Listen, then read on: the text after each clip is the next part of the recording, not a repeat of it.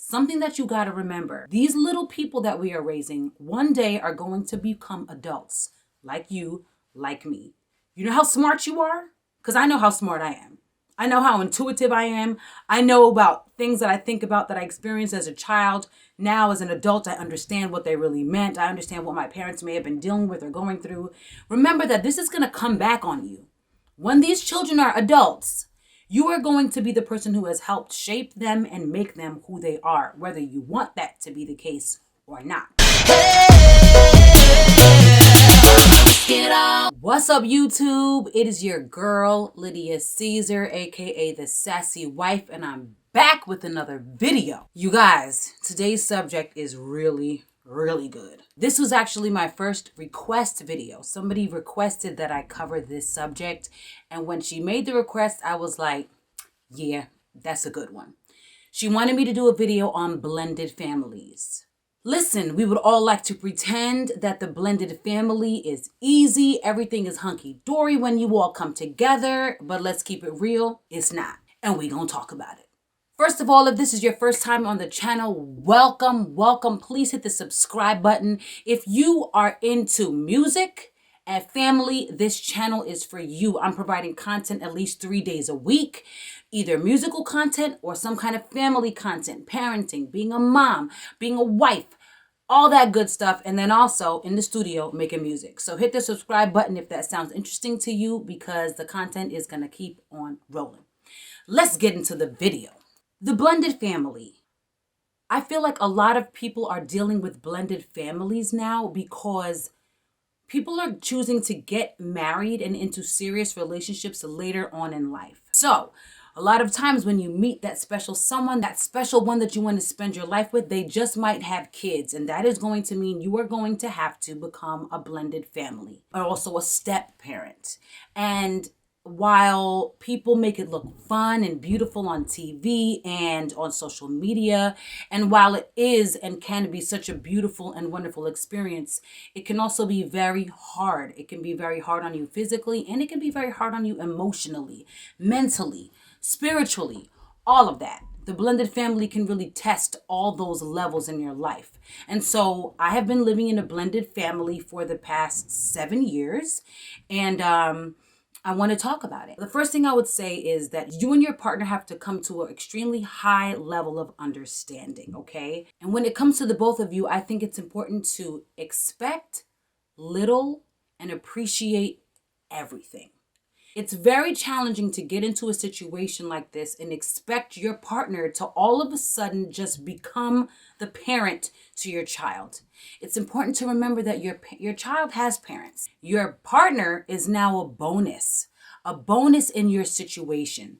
So I think it's important to have your expectations of your partner very low. Now, this doesn't mean that you should accept crap from your partner. You know, your partner just not caring or not doing anything. If you chose the right person, they're going to want to do things for your child. They're going to want to be a parent-like figure to your child if you made the right decision. So for you now to come and apply a lot of pressure on them to like parent, okay? You need to parent my child. It can get to be very overwhelming. So expect a little bit from them, but appreciate everything, because within the appreciation of whatever it is that they're doing, whatever way they feel that they are going to be a parent to this child, when you show appreciation of that, it's going to make them want to give more of themselves. You have to leave room for the relationship to organically grow and breathe and become what it's going to become. You don't want to just immediately out of the gate put so much pressure on your partner, because that can be a big turnoff. And it's a lot. Being a parent is a lot. If you're a parent of your own child, you understand it's a challenge. So now to take on somebody else's child is a lot as well. And trust me, like I said, if you made the right choice, this person is already thinking about how they can become a good addition to this child's life. They're already considering their role, because they also think to themselves, okay, well, this child has a mom and a dad. So now what role am I going to play? They're already trying to figure that out for themselves. And you want them to play the role that they want to play, a role that they feel comfortable playing. You don't want them to have to play a role that you think that they need to play. Or let's say the other parent of the child is absent, right? the dad's not around or the mom's not around. And now your spouse or girlfriend or whatever the situation is now left to fill that void. That's a lot of pressure. So you don't want to put that high level of expectation on the person. Like, well, she don't have a dad, so you're dad now. You don't want to do that. You don't want the relationship to become burdensome to them. You want the relationship to be something that they want to be a part of. So expect little and appreciate everything. The next thing I would say is to treat all of the children equally. This is so important because children are smart. They can feel your energy, they can feel your love or lack thereof, and you do not want the child to grow up and then resent you. Something that you got to remember, these little people that we are raising one day are going to become adults, like you, like me. You know how smart you are? Because I know how smart I am. I know how intuitive I am. I know about things that I think about that I experienced as a child. Now, as an adult, I understand what they really meant. I understand what my parents may have been dealing with or going through. Remember that this is going to come back on you. When these children are adults, you are going to be the person who has helped shape them and make them who they are, whether you want that to be the case or not. So it is important to make smart decisions while they are small. What? I can't. She's awake? I have to present something for class. I can get it right back, but... So it's important to not play favorites, right?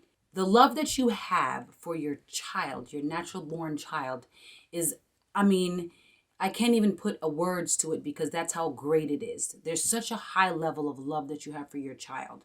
So I think it's okay to naturally feel more inclined to want to do more for your own natural born child than for your stepchild. This is not some kind of like crazy foreign feeling, okay? And it's something that may come over you, and don't beat yourself up for it. You may feel guilty when you feel this way, like a stronger love for your child, or, just like a level of favoritism. You may feel that naturally. And I don't think that it's something that you should beat yourself up for feeling, but it is not something that you should act upon. You have to remember you are the adult in this situation. So you have to practice self-control, and you have to do what's best for all of your children.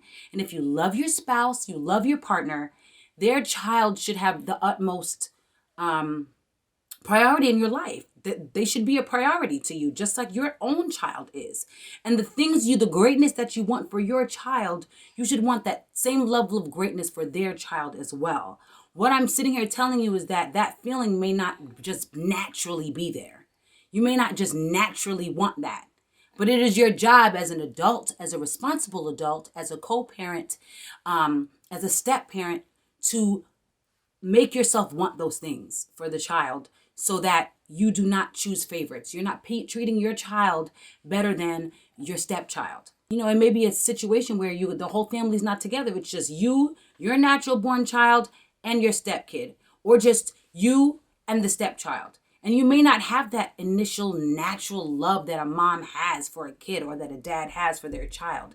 But it is still your responsibility to show them all that level of love so that they're better for it in the end.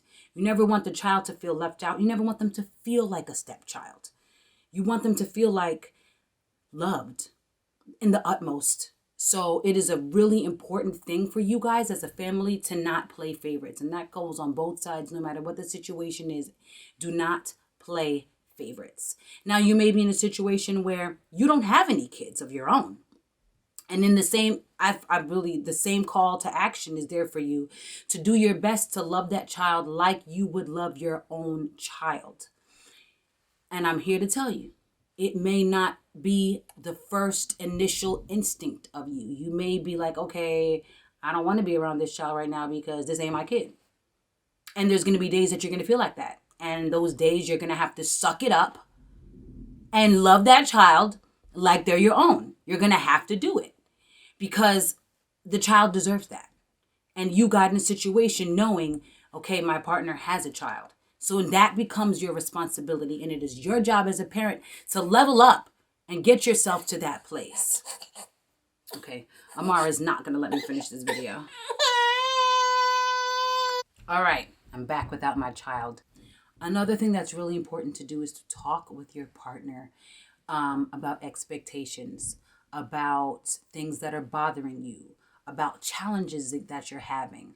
If you're feeling a certain way, if you're feeling like sadness, if you're feeling discouraged, if you're feeling overwhelmed, if you're feeling like your partner's putting too much on you when it comes to their child, talk about it.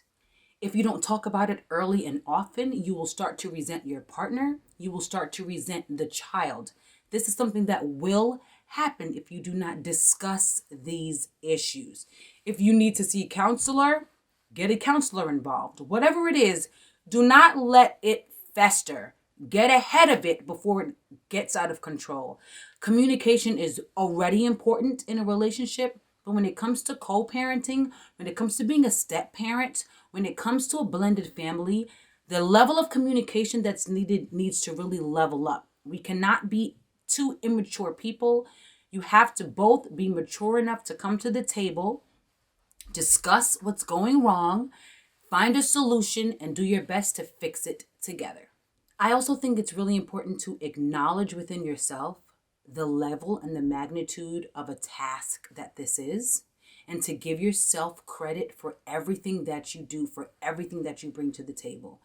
Helping to raise somebody else's child ain't easy. Listen, raising your own child ain't easy. So helping to raise somebody else's is very hard. You need to big up yourself. You need to give yourself credit. And also acknowledge that this is a hard thing that you're doing, okay? It's not going to be a piece of cake. And if you think it's going to be a cakewalk, time is soon going to tell you. And that's probably why you're here watching this video right now. Because you find yourself crying in the bathroom one night. So you let me get on YouTube and see if somebody's on here trying to give advice about this. And here I am. So acknowledge that it's hard. Acknowledge that it's going to take a leveling up of you personally and yourself to get the job done. And if you're doing a good job, you feel, please applaud yourself and give yourself credit. I also think it's really important for you to have somebody that you can talk to about this. Yes, your partner is one of those people, but I think it's important to have somebody else because your partner may not always be understanding. You and your partner may be at odds. You may not be getting along. You may be fighting or whatever it is. And I think it's important to have somebody that you can go to, somebody that you trust, somebody that loves you, somebody that has your best interest at heart. Talk to that person when you're feeling sad, when the job gets to be too hard, when you feel like you bit off more than you can chew, because those days will come. You need to have somebody that you can confide in, just to get it all out. And you'll be grateful for this person. Something that I want you to remember is that this is an exciting ride. It's an exciting journey. Starting a new family, two families coming together can be so exciting. It can be exciting for your children. Having a new friend and having a new relationship. It can be exciting for you. Children help us grow as human beings. So your partner may have a child that's going to help you grow in a way that you didn't even expect or anticipate. But you have to be vulnerable, okay? You have to allow yourself to open up and let another person in, and a child at that.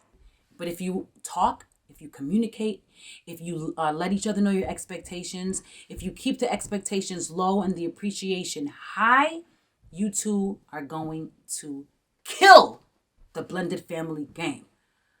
I'm a living testimony. All right, y'all. Leave a comment below. Let me know what you think. We can all love better. I want to know what you think. What are you doing to get through with your blended family? And let us go in love and